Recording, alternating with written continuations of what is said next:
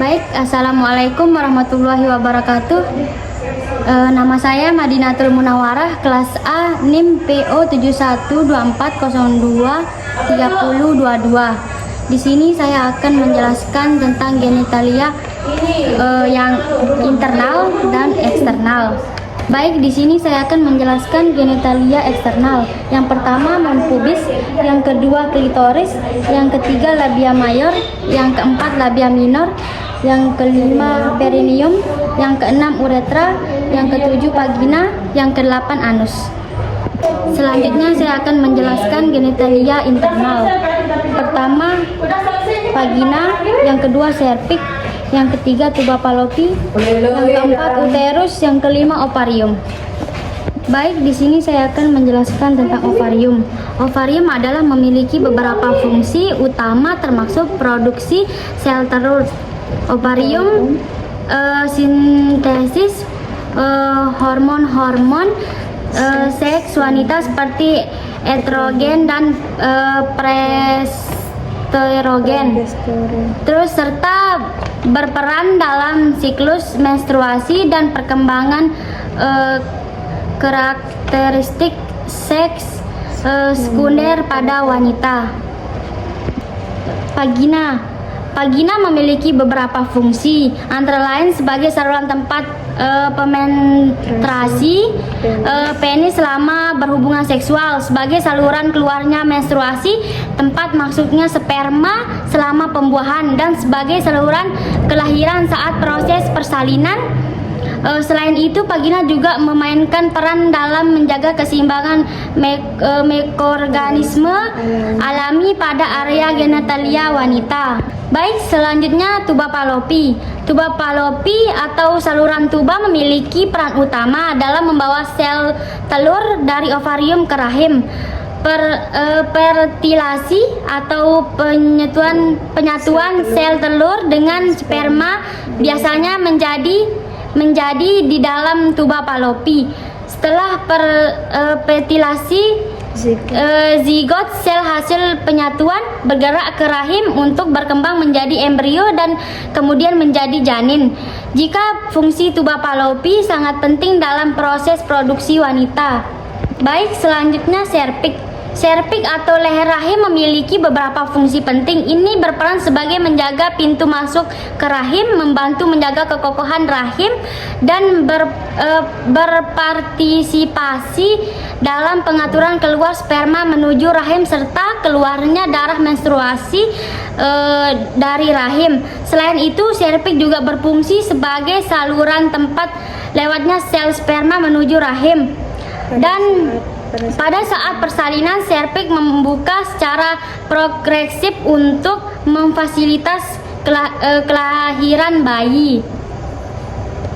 Baik, selanjutnya uterus. Uterus atau rahim memiliki fungsi utama sebagai tempat berkembangnya janin selama kehamilan. Selain itu, uterus juga berperan dalam penghasilan lapisan endometrium untuk mendukung implantasi embrio serta mengontraksi untuk mendorong bayi keluar selama persalinan. Pada siklus menstruasi, uterus menolak lapisan endometrium untuk tidak dibutuhkan jika tidak terjadi pembuahan yang menyebabkan menstruasi. Baik, di sini saya akan menyebutkan bagian-bagian panggul. Pertama, panggul dibagi menjadi dua, yaitu mayor, minor. Pada pelvis mayor dibagi menjadi 4 bagian, yaitu os coxae, os sacrum, os coccygeus.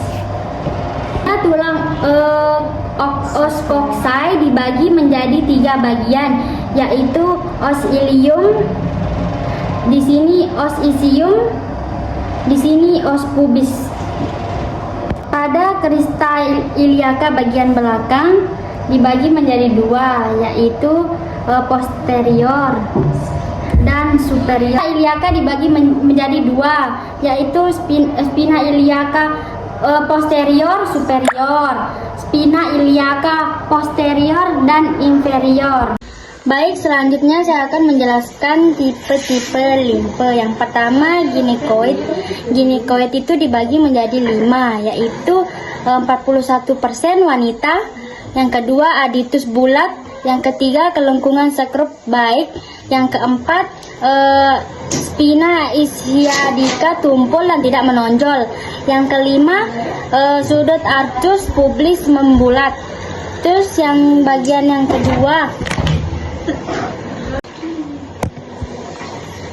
kedua, android. Android dibagi menjadi 4 bagian, yaitu yang pertama 33% pria, yang kedua SPT jantung, yang ketiga curvatura sacrum hampir lurus, yang keempat angulus subpublicus sumplit. Terus yang selanjutnya ada tipe pelvis anteropoid. Yang pertama, anteropoid itu dibagi menjadi 3 bagian, yaitu laki-laki. Yang kedua, wanita dengan perawatan tinggi dengan tinggi yang panjang. Yang ketiga, PAP oval sempit memanjang ventrodorsal. Terus yang selanjutnya tipe pelvis yang keempat, yaitu plapelioid, yaitu dibagi menjadi 3. Yang pertama, pria atau wanita jarang. Terus yang dua, gangguan perkembangan praktis herediter. Terus yang ketiga, PAP elit sumbu panjang transversal. Baik, selanjutnya saya akan menjelaskan tentang ligamen. Ligamen dibagi menjadi 4 macam, yaitu Prom proses, yang kedua suprapubis ligamen, yang ketiga posterius sacroiliaca, yang keempat articulatio. Baik, yang selanjutnya saya akan menjelaskan tentang musculus atau otot. Yang pertama, musculus pincis ani extrum. Yang kedua, musculus bulboversus yang melingkari vagina. Yang ketiga, musculus variani transversus superficialis. Baik, selanjutnya saya akan menjelaskan bagian panggul wanita terdiri dari 2 bagian, yaitu bagian keras dan bagian lunak. Dan yang pertama saya akan menjelaskan bagian keras, yaitu yang dibentuk oleh 2 tulang pangkal paha, oscoxae, 1 tulang kerangka, ossacrum, dan 1 tulang tungging, coccyges. Baik, selanjutnya saya akan menjelaskan bagian panggul, bagian lunak terdiri dari beberapa bagian, yaitu termasuk otot, tulang, dan jaringan lunak. Beberapa komponen utama meliputi panggul, bekas tulang pinggul, sendi panggul, otot tulang pinggul, dan sendi. Baik, yang kedua saya akan menjelaskan bagian panggul, bagian lunak terdiri dari beberapa bagian, termasuk otot, tulang, dan jaringan lunak. Beberapa komponen utama meliputi tulang panggul atau bekas tulang pinggul, sendi panggul, otot panggul, serta jaringan ikat dan lemak di sekitaran daerah tersebut.